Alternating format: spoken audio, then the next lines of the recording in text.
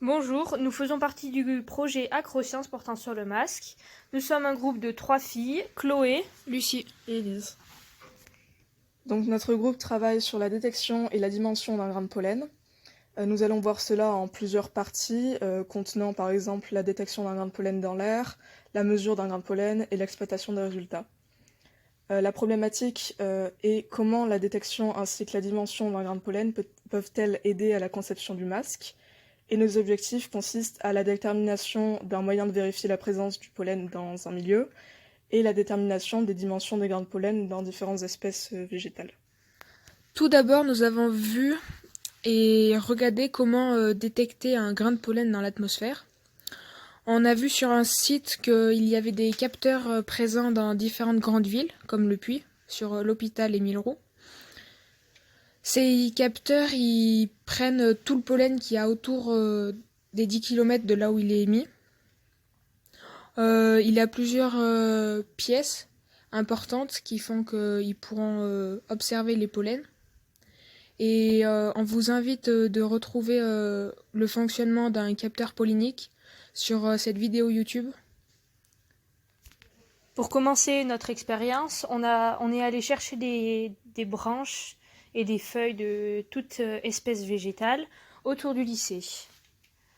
Et pour faire notre protocole est comment observer un grain de pollen au microscope.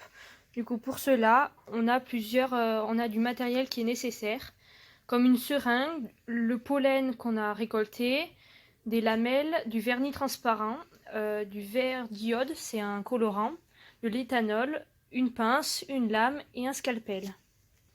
Donc la première étape consiste à déposer de l'éthanol sur la lame. La deuxième, on dépose du pollen qu'on a prélevé sur des branches d'arbres. Et on mélange le pollen et l'éthanol et ensuite on laisse sécher. Après avoir laissé sécher, on ajoute une goutte de colorant afin que les grains de pollen se colorent d'une couleur pour faciliter l'observation au microscope. On dépose une lamelle par-dessus. Et enfin, on ajoute du vernis pour conserver notre plaque sur plusieurs semaines. Après avoir fini la lame, on observe au microscope et on a comme résultat cette image avec les grains de pollen bien visibles et colorés en bleu, qui est la couleur du colorant. On a ensuite élaboré un second protocole qui aide à mesurer un grain de pollen à l'aide du microscope. Donc le matériel nécessaire est la lame micrométrique, l'oculaire micrométrique, la lame avec l'échantillon et une caméra. Ensuite, on pose la lame sur le microscope. L'échantillon, on le regarde avec un objectif micrométrique, le plus adapté possible. En deuxième étape, on étalonne l'objectif en faisant coïncider l'origine de la lame micrométrique et celle de l'oculaire afin d'obtenir un tableau. Et ensuite, on détermine l'échelle pour connaître les dimensions des différents grains de pollen, donc avec les différents appareils oculaires. Ensuite, on remplace la lame micrométrique par celle de l'échantillon et on observe et on mesure il faut mesurer les grains par rapport aux graduations de l'oculaire. Et enfin, avec ces mesures, on fait un produit en croix pour trouver le résultat. Nous avons ensuite échangé avec un autre groupe pour déterminer les pollens les plus allergisants et les étudier. On a en premier le pollen de noisetier. On a fait plusieurs mesures et on trouve une moyenne de 27,77 micromètres. On peut observer ensuite nos photos qu'on a fait au microscope avec un objectif de x40.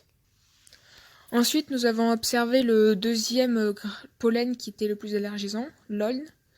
On a trouvé différentes tailles, on a fait une moyenne de 24,073 micromètres. On peut voir ici plusieurs observations de pollen avec un microscope optique et un objectif x40. Le dernier pollen qu'on a regardé, c'était le pollen de cyprès, qui a une moyenne, la taille moyenne est de 27 micromètres à peu près, qui est comme ça, qui a à peu près la même forme que les autres, mais quelques différences pour les différencier des autres. Au cours de toutes ces séances, on peut en conclure qu'on a trouvé différentes solutions afin d'aider les autres groupes à la fabrication de ce masque. On a pu voir qu'il y avait des capteurs dans plusieurs grandes villes afin de connaître la présence ou non de certaines espèces ou non de pollen et à quelle époque précise pour que les personnes allergiques puissent se protéger car ça peut amener à des conséquences très lourdes. On a aussi fait beaucoup d'expériences pour déterminer la dimension d'un grain de pollen afin de savoir quelle taille exactement le pollen y faisait pour mesurer la maille du masque qu'on allait mettre plus tard dans ce masque car il faudrait une maille qui est plus petite qu'un grain de pollen, ce qui est compliqué car on a pu voir que en général un pollen c'était très petit. Nous avons aussi remarqué que c'était les pollens les plus allergisants qui étaient les plus petits.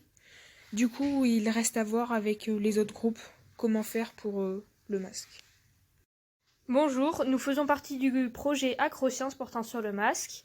Nous sommes un groupe de 3 filles, Chloé, Lucie.